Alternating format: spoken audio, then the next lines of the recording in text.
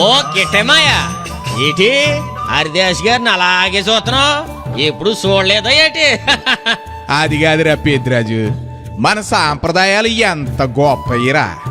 తెల్లారగట్లే మన ఇంట్లో ఆడోళ్ళు లేచి కళ్ళాపేసి సంక్రాంతి ముగ్గు పెడుతూ ఉంటే ఆ ముగ్గులోంచి హరిదాసు నడుస్తూ రామనామ సంకీర్తన చేస్తా ఉంటే సోనాకి ఆ రెండు కళ్ళు సరిపోవరా.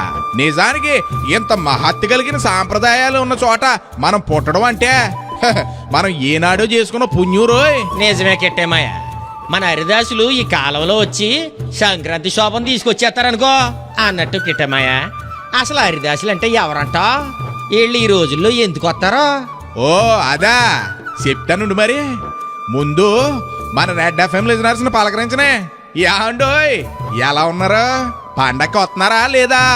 ఏ మాటకా మాట చెప్పుకోవాలి గాని పండక్కి మన ఊళ్ళో ఉండే సందడే ఎన్ని కోట్లు ఖర్చు పెడితే వస్తుందండి చెప్పండి.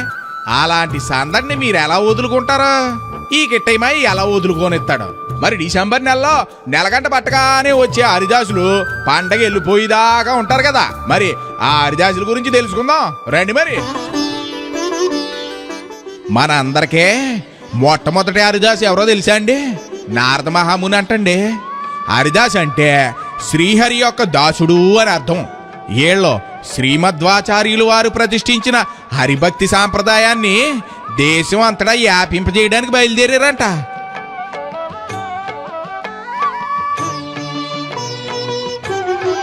హరిదాసు వేషంలో చేతిలో సిడతలు, కాళ్ళకి గజ్జలు, పట్టుదోవతి పంచుకట్టు, పట్టుకొండువ నడానికి కట్టుకుని, తల మీద అక్షయపాత్ర ఇట్టుకుని, మెడలో ఓ పూలహారం ధరించి చక్కగా 3 నామాలు ఇట్టుకుని హరినామ సంకీర్తనతో గ్రామ సంచారం చేస్తా ఉంటే అబ్బాబ్బాబ్బాబ్బా ఎంత అద్భుతంగా ఉంటుందండి. మరి ఇలా గ్రామ సంచారం చేసే హరిదాసులకి స్వయంపాకంగా దానం చేసే పప్పులు, ఉప్పులు, బియ్యం, కూరగాయలు, ధనధాన్య వస్తుదానాలు వీళ్ళ స్వీకరింత సూర్య భగవానుడు ప్రసాదించిన అక్షయ పాత్రగా పంచలోహ పాత్రను భావించి ఈ ధనుర్మాసం నెల రోజులు సూర్యోదయానికి ముందే లేచి గోదాదేవిని పూజించి గ్రామ సంచారం ప్రారంభించారన్నమాట. హరిదాసులపై నిరాదరణ చేయనేలా జాలి రాదా నీకు రామా. ఇలా సంచరించే హరిదాసులు శ్రీకృష్ణుడికి మరో రూపం అని గొబ్బెమ్మల ఇంటి ముందు పెట్టి అలంకరించి హరినామ సంకీర్తనం చేసే వాళ్ళని కరుణించడానికి సాక్షాత్తు ఆ మహావిష్ణుమూర్తి హరిదాస్ రూపంలో వస్తాడని అంటారండి. హాయ్,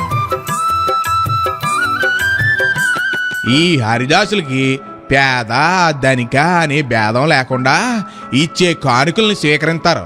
చిడతలు వాయిస్తూ కీర్తనలు పాడతా వాటికి అనుగుణంగా అడుగులు వేస్తా ప్రతి వాకిట్లోకి వెళ్తానే ఉంటారు. మనం ఇచ్చే కానుకలు స్వీకరిస్తానే ఉంటారు. ఇక్కడ మాత్రం ఒకటి ఉందరా పెద్దిరాజు. ఏటి కిట్టమాయో? ఇలా గ్రామ సంచారం చేసే హరిదాసులు ఒట్టి చేతులతో వెళ్ళిపోతే ఆ ఇంటికి అరిష్టమని కొంతమంది నమ్మకంరా. అందుకే అక్కడెక్కడో ఈ దిశవరా హరిదాస్ గారు పాట వినబడితే ఇక్కడే గుమ్మాల్లో బియ్యం, పప్పులు, ఉప్పులు పట్టుకుని మన వాళ్ళు సిద్ధంగా ఉంటారు. మరి అలా లేకపోతే హరిదాసులు కీర్తనలకి అనువుగా అడుగులు వేసుకుంటే వెళ్ళిపోతారు కదా.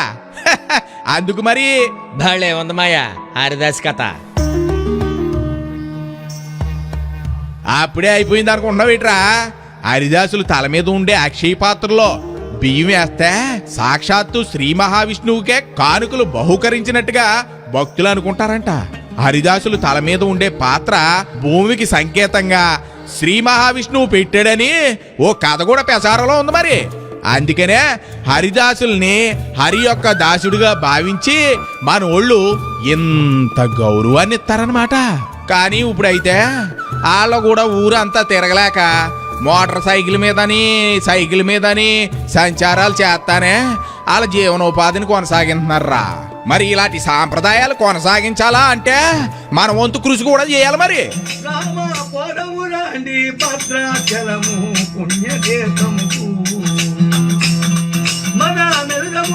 ఏవే కాంతం హరిదాస్ గారు వస్తున్నారు, కొన్ని బియ్యం కూరగాయలు పట్టురా. మరి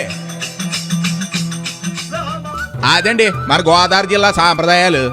ఏది ఏమైనా ఎవరు మర్చిపోయినా గోదావరి కిట్టి మాత్రం మర్చిపోడండి. మీకు అలా చెప్తానే ఉంటాడు మరి. ఉంటానండి. ఇట్లు మీ గోదావరి కిట్టయ్య.